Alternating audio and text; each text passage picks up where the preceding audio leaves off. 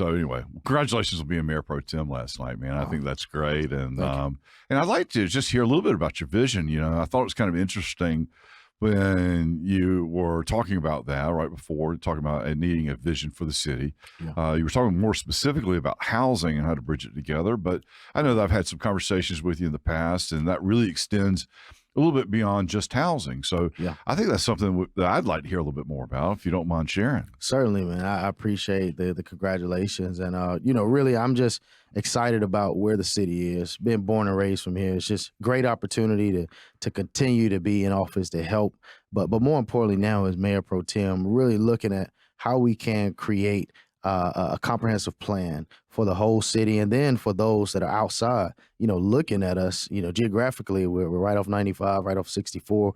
We're in a prime location to really be the center of it all. 2 hours from the coast, 2 hours from the mountains. So my platform was youth development, economic development, partner with local law enforcement, which I believe, looking from the outside in or even looking from the inside out, if you're trying to move to a city or if you're trying to be proud of a city and where you stay, you want to make sure that your youth are properly being developed. You want to make sure that you have an economic development plan that is out of this world, that's bringing in new jobs, that's open for business, that has affordable housing, market rate housing, a great housing stock, a place where people can make money if you're an entrepreneur, small business, a place where people are looking to really boost the economy in a way that it helps everybody. And then also a safe place, a place where, local law enforcement is engaged with communities engaged with law enforcement, but we understand and know that they have our best interests at heart, looking to serve us, and we're able to work with them. So that's really what I'm looking forward to in this Mayor Pro Tem opportunity, and within a year. That's it. That's all right. In 12 months or less. That's it. I'm already tired listening to you. But that's it. But let's talk about a little bit about public safety, because I ran on a very similar platform to that. And then I want to come back to education because I think that's critical and often overlooked. But, we have some good news, I thought. I mean, we had 16 murders maybe 3 years ago. Last year it was at 12 or 13. This year we're trending as if it's only going to be 11, and hopefully that's the case. But the point I'm making is that violent crimes have really diminished significantly year over year.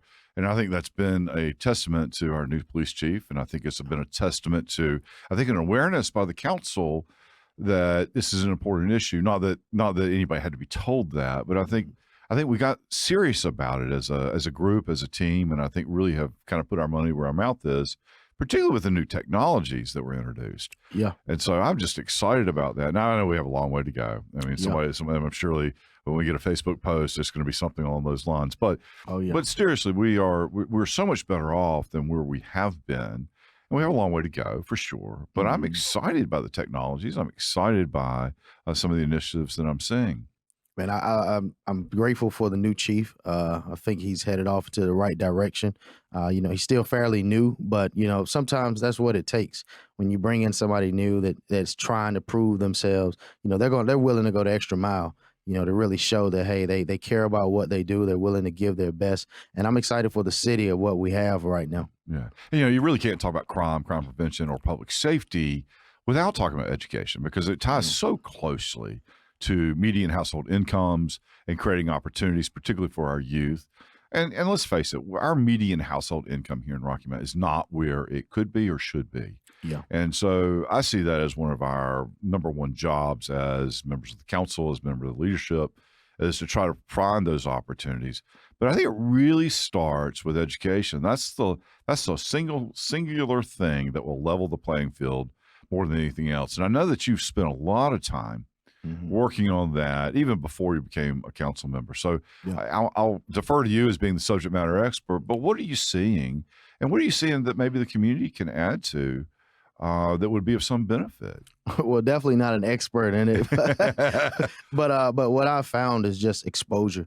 When you can expose youth to a variety of different things, positively or negatively, whatever you expose them to, that gives them a higher percentage to transform into whatever that exposure piece was. So when we expose them to other educational opportunities, to other entrepreneurial opportunities, any type of political opportunities, but whatever that positive exposure is, that will sort of lead, guide, and shape their thinking, as they grow. So really what I'm hearing you, if I'm a member of the community and I have some, just say experiences in life, just plug in, find a youth organization such as what you do in your group or Boys and Girls Club or wherever, but get involved and at least to help people stretch their imagination and understand what a future could be That's it, in a man. different perspective. That's it. And with us, We Fit Incorporated, we take those 10 weeks out of the summer for, from 8 a.m. to 6 p.m. to really grind the gears with our youth male between ages 8 to 13. But throughout the year, we still have a working relationship with them to make sure that they're staying on track, because that's the other piece. You mentor, you teach, you lead, you expose, but then you want to make sure that you're continuing to guide, until everybody needs some guidance, regardless of what level. We all have mentors and wise counsel that we seek. Right. So that's just kind of what makes us sort of different, being able to have that genuine connection, to be able to still relate even after the program's done. And I think you guys do a great job. I've had the opportunity to participate, and I just think what you do is awesome. So please continue that great work. I think we probably need to give a background of yesterday's meeting or last night's meeting. Congratulations. I go to Councilman Lodge Daltridge being elected our treasurer for the council. I think that's well deserving from him, and I think he'll do an outstanding job, and certainly somebody who's significant in our decision making.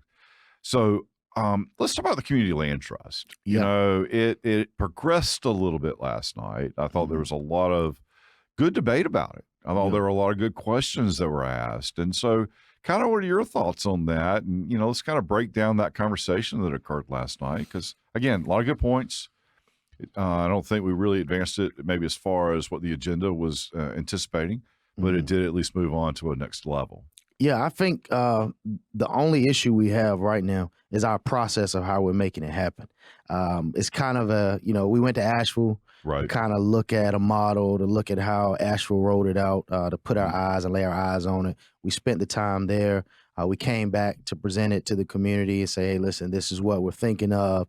We allowed opportunity to have input from the community, but I think it was, I don't know. I believe the process maybe we should have, once we came back from Asheville, we should have immediately opened it up for community input to say, hey, listen, this is what we're thinking. This is what we feel we want to do to address some of our problems, not all. Where does the community see themselves in this process, and how would the community like to see this be carried out, if you want to see it at all? And then go from that point into, okay, let's make our final critiques, final recommendations, and then implement it. Right. But we went to Asheville, we had community input, then we came back with council input, and then we kind of went back with community, and it's kind of, it's a lot of back and forth, but I'm not seeing it being shaped into what we want it to be after hearing if you talk for too long, nothing will get done. Well, not the truth. I mean, that's one of the problems with a lot of committees and boards that I have had the opportunity to be on through the years, is that it's just a lot of talk and nothing really actually advances. So let's break that down really into twofold. First of all, I think that there seems to be a lot of confusion in the community about what really is a community land trust. And really all it comes down to, if you can imagine, it's really a condominium association. Yeah. Where the condominium association actually owns the land and you own your condominium. It just might look like a house. Yeah. And it's just a different product. A lot of people in a very high appreciating area, say like a Raleigh right now, can't afford the house with the land, because the land price is what goes up in the intrinsic value of the property. So this is an attempt to prevent gentrification from occurring. It's just simply another product that somebody can participate in.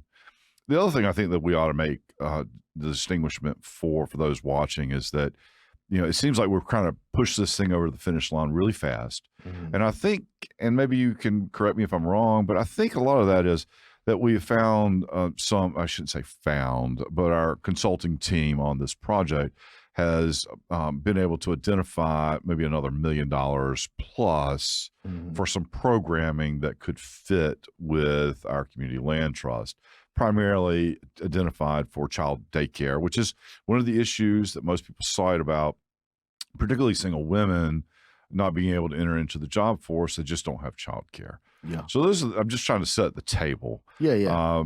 But I think you're right.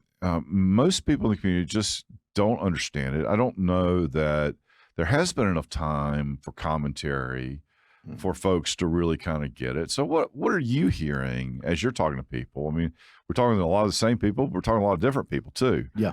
So some people don't really understand what it is. There are others that are in favor of it, how it looks and just the opposite. Some people don't really understand all of the nuts and bolts, but they are supportive of the idea and they're Right. supportive of the actual initiative. And so me personally, I just feel that it's not really, at first I was kind of confused because we were talking about wealth building. And this model is not really a wealth building model. It's more of a home ownership model.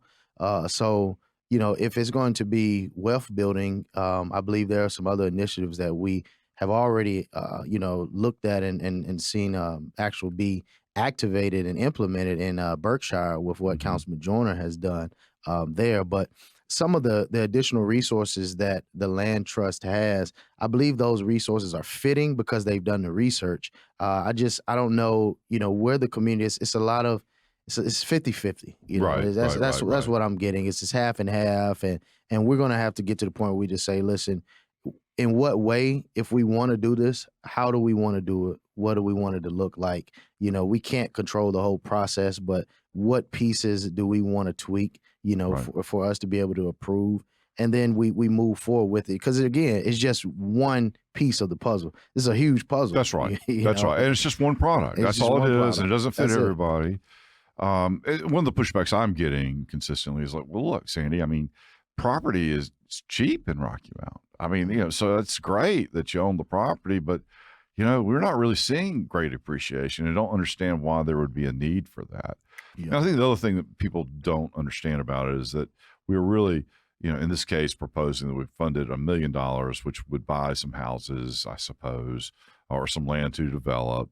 And then the organization kind of becomes it becomes a not-for-profit outside of the control Mhm. of the city council, outside of the control of the city of Rocky Mount. And the organization then has to go out and seek its own funding sources, whether it be, private funding, whether it be public-private, because they would theoretically be a public entity. And so does that really fit today now in Rocky Mount?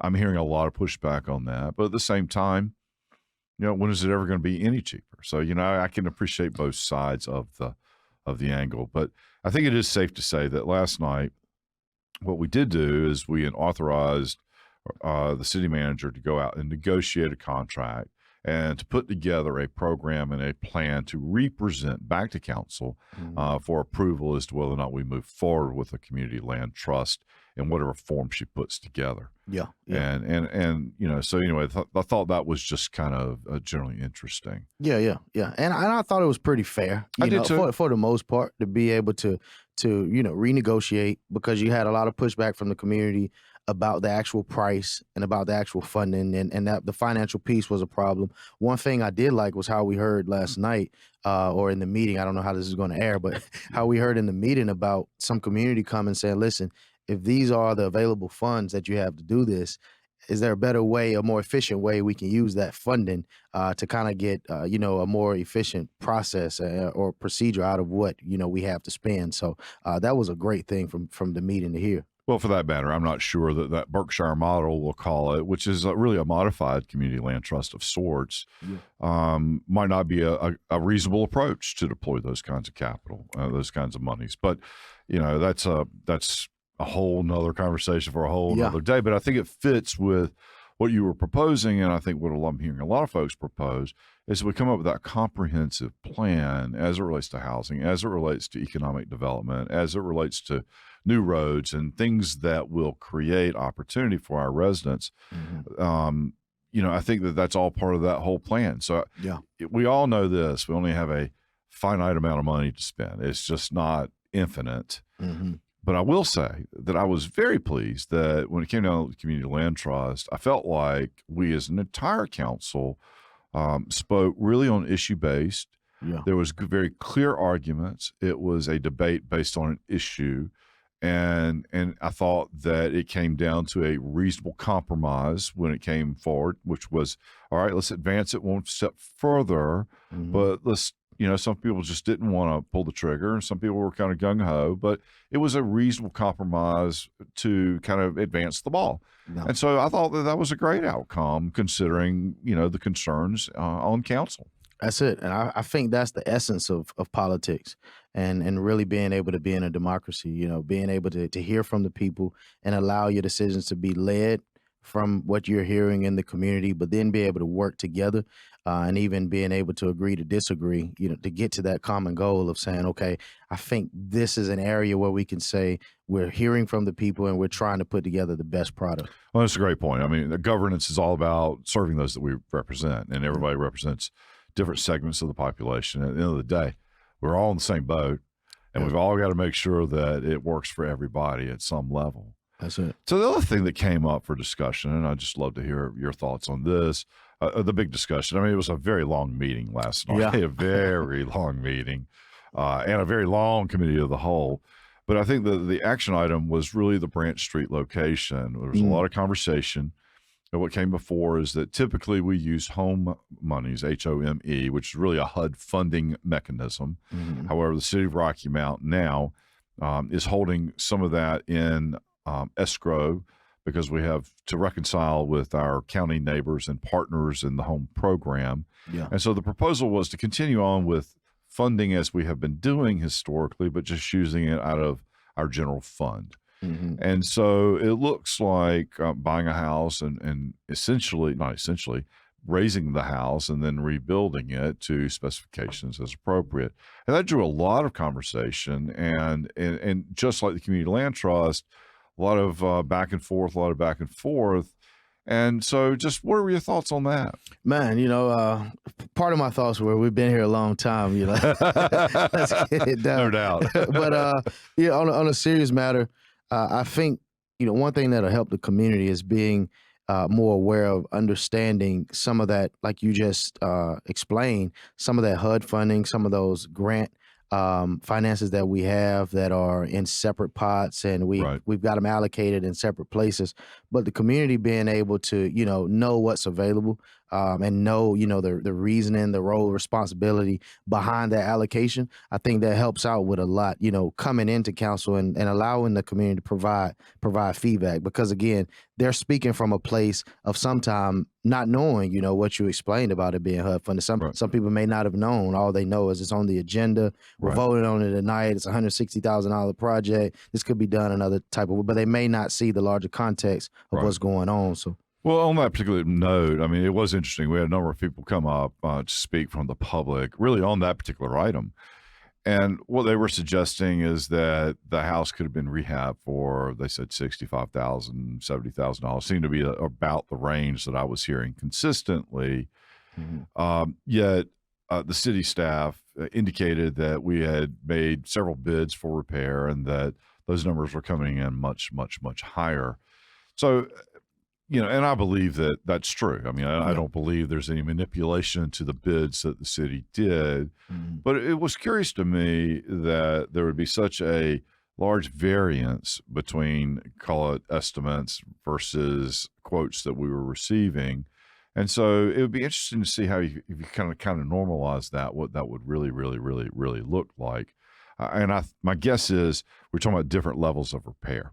And that needed to be defined, I thought, a little bit better. I thought there were some interesting ideas that were proposed, but regardless, at the end of the day, we did vote to tear down the home, and rebuild it based on information that we'd been working on, which had been a 2-year project. And so I thought that that was a good outcome. Yeah. So, so then on the committee of the whole, gosh, that was kind of a long conversation too. We talked a little bit about the police and the new crime statistics. And of course, we've just kind of gone over that. I thought that was something of significance in the conversation. The other thing that I thought was of significance was the financial report. We're currently using Bob, I think it is, as our accounting mechanism, in the interim period of time until we can get a new chief financial officer. I thought that the numbers looked good. I thought we were in pretty sound spots. Always good to hear and see that. Yeah. But I was very excited also about the new technologies that our chief of police had really talked about. So, systems coming back from Charlotte is identical to what they're using. It creates an app. Everybody's able to participate in it, report crimes, see where crime is coming, report suspicions. They're able to access cameras if you allow that within the system. I just thought that that was another tool to be able to add into the arsenal, particularly in an environment like we find ourselves in now, where labor is just in short supply. I mean, we talk about police officers being down, Yeah. but I think we talk about that in a vacuum. I mean, look, the Shiny Diner is closing in part because they're having a hard time finding staff. Yeah. I mean, Sad news. I'm seeing restaurants close for periods of time because they can't find staff. So it's almost endemic across the country, and so technology, we got to deploy technology where we can. That's it, man. And accessibility and convenience. That's where we are in time. And it just allows us to be, to be in correct strides of where we need to be with the times that we're in. So I'm appreciative of it, and I'm glad that we're bringing it to the forefront. Right, me too. And so I think I'm trying to go back through the other committee, the whole agenda items. Those were the three that really kind of bounced out at me as being, the biggest deal. So what were your general impressions in the meeting? I know you had you were in and out relative to some obligations, but you were there for a gracious plenty of the time. Yeah. Well, I'm just glad to see us being able to have conversations and healthy dialogue. Right. Not to a place where we're doing a lot of finger pointing and we're fussing and fighting with each other. Right. But we're really having healthy dialogue to do what's best for the city, and then to continue to see community support at the meetings. I mean, a lot of people stayed last night, not the whole time, but some people did. But then there was a large majority of the crowd that stayed a couple of hours. That's really invested into the community. So to be able to see more of that, I think that's going to help us moving forward to try to keep Rocky Mount in the place where we need to be. I noticed that too, and I'm embarrassed to tell you, I'm not sure I really had identified that as a touchstone. But you're right. A lot of times people come in to speak, and as soon as they're done, they leave. I mean, so they're I want to get on the record, and then I'm going to leave, and that's the end of the story. But most people stayed and were engaged for a goodly portion of the evening. That's it. But I think that ties back to our exercise as a council, where we had tried to made some promises to each other, try to work, talk, commit to those communications, mutual respect, and a number of other items. And Dorothy went over that a little bit, last night as well.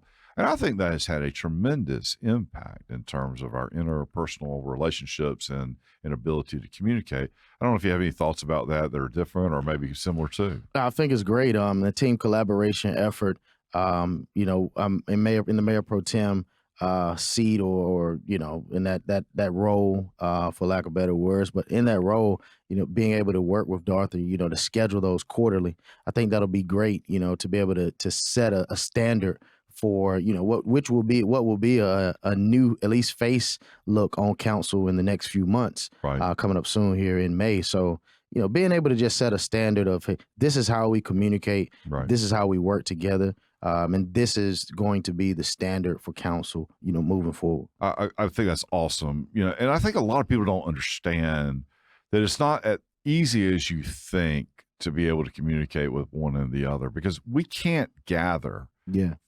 The four of us can't gather in the same room without calling it a public meeting. That's it. And so that limits the exposure. It's not like we can just say, hey, TJ, Lodge, and whomever else, let's just go to lunch and hammer this out. Yeah. That's not an option for us. So we always have to call those special meetings, those special exercises, so that we can kind of build on those interpersonal skills. Because on the surface, and I had somebody call me and said, well, this seems kind of silly. And I'm like, well, yeah, on the surface it is. Yeah. But if you recognize that we can't connect without calling a meeting, then it's a little less silly. Yeah. And That's so, it. Anyway, that's just sort of my 2 cents on that piece. And I'm excited about that going forward. And I think it's yielding dividends. I think it will yield even more dividends. And it's so much to talk about.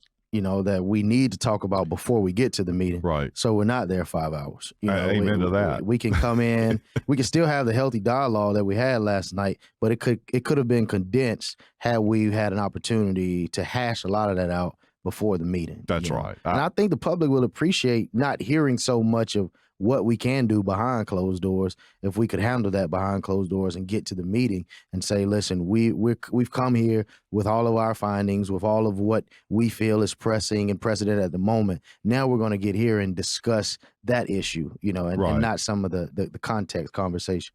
Well, that would be nice, but that's just not the way it is. So, that is what it is. But I will say this. Thank you so much. I look forward to working with you over the next year as Mayor Pro Tem. Yes, sir. I'm excited about it going forward, and I just see, blue skies going forward. I appreciate it. And thank you for the opportunity to have me on the show. Yes, sir.